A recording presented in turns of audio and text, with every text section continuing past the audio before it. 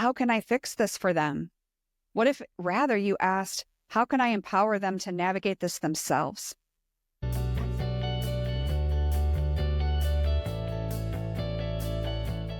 As moms, it's easy to see your adult child struggling and immediately think, I have to fix this. But is their situation truly as bad as it seems? Or are you letting fear, guilt, and your own emotions cloud your judgment? In this video today, I want to tackle that topic because I want to help you assess what's really happening, when to step in, and when to step back, so you can find peace in the process as well. So I have 4 points for you today that I want to tackle. So let's dive in. Number 1, is it a real crisis or just a hard season? Raise your hand if you went through a hard season. I don't know about you, but that is when I learned the most in life. Those are the hardest life lessons, but it's definitely the most fruitful. Many moms feel this overwhelming urge, as I did, to step in the moment that your adult child experiences any difficulty.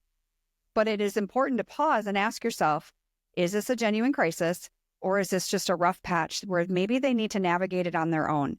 Now, this is not an all-encompassing video for every single one of you. I want you to take what you need out of this because this topic can be very difficult to navigate. Some of you don't really know what you're dealing with, but some of you do. And some of you are navigating and you're knowing whether, hey, this is a real crisis or this is just a hard season and it might be a little bumpy for them, but they need to figure this out. So how do you define that? Well, a real crisis could be addiction, mental health struggles, maybe financial ruin. Notice I didn't say financial struggle. We all struggled financially at one point or another in our life. Or being in an unsafe situation. To me, those are real crises. And the hard season, on the other hand, that I mentioned, that could be something such as a temporary job loss, maybe a relationship challenge, maybe they're going through a divorce, or maybe they're just feeling lost in life. These are all things that they can learn from, and we want them to learn from them, right? So instead of immediately trying to fix that problem, I want you to maybe just sit back and observe how they're responding to the challenge. Are they making efforts to improve, or are they waiting for you to solve it? The million-dollar question. So number 2 is, are you the mom? Are you viewing this through mom guilt? Are you placing that guilt on yourself? Because sometimes our perception as a mom of our child's struggle is intensified by guilt because it might have been from a past mistake, even that you had in your own life, or maybe you're feeling like you didn't do enough, or you believe that they should have prevented the hardship. But I want you to ask yourself, are you upset because they're struggling or because you feel responsible for the struggle? There is a difference. And it's okay to have compassion, of course, but you do not have to carry guilt for every challenge that your adult child faces, because this life journey is their own and your job is to support, not save. So for those of you that are navigating this hardship, whether you're estranged or you're navigating just a bumpy journey with your adult child, if you're feeling overwhelmed, if you're feeling disconnected, I have something for you. It is a break for you to focus on you. I want to personally invite you to the Empowered Mom Retreat here in Florida. It is April 26 and 27, 2025, in case you're listening to this later.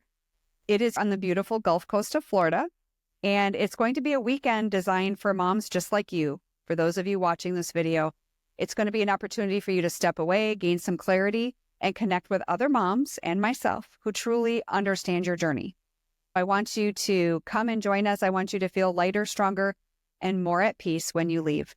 Spots are filling fast, so don't wait. You can click the link in the show notes to register or get more information. For those of you that join us, I cannot wait to meet you in person. Let's dive into number 3.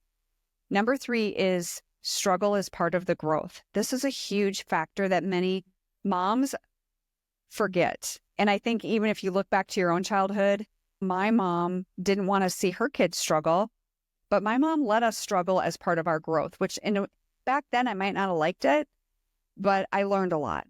And I thank her for that. So if you are rescuing them every time they struggle, you may be unintentionally preventing their growth. And I know you don't want to hear that, but it's true. Some of the most important lessons come through challenges. They don't come through easy times. It's those mountains that we have to climb. So reflecting back on your own life, like I just mentioned, my hardest moments were the ones that made me stronger. Going through this estrangement period with my daughter has made me stronger. It has made my daughter stronger. Yes, she's on the other side of this. Thank God. And so am I. But instead of asking, how can I fix this for them? What if rather you asked, how can I empower them to navigate this themselves? That's so empowering. And that's what our kids need. And lastly, number 4 is, when do you step in and when do you let go? Because that's a balance between allowing them to struggle for growth and recognizing when is intervention really necessary, right? So some signs for you, when do you step in? If they're in danger, an abusive relationship, if self-harm is an issue, if addiction is an issue, there's times to step in. But you have to remember, if they don't express a desire for help, but they don't know where to start, but they're willing, they're expressing this desire. Now, notice I say they're expressing a desire, because what I see a lot is some of your kids not wanting help. They're not ready. You and I could sit back and say, but you're in an abusive relationship, wanting to harm yourself. This addiction is destroying your family. But if they're not ready, there's nothing you can do. You pray for them. That is the best thing you can do as a mom anyway. So when do you step back? If they are repeatedly making these poor choices but refuse help, your hands are tied. Because then you're more emotionally invested than they are. And it's okay to trust God with their journey, with this whole journey.